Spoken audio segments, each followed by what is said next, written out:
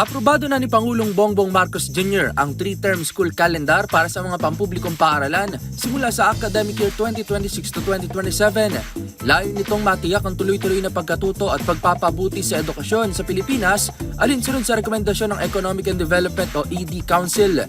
Sa ilalim ng bagong school calendar, magiging 3 na lamang mula sa kasalukuyang 4 na grading periods ang academic calendar para matugunan ang compressed learning periods, bunsod ng mga suspensyon ng klase dahil sa mga kalamidad, sakuna at iba pang mga aberya o pangyayari.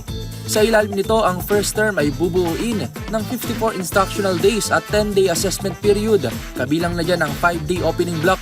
Ang ikalawang term naman ay bubuuin ng 55 instructional days at 10-day assessment, habang ang ikatlong term ay magkakaroon naman ng 61 instructional days at may maiksing 6-day assessment period.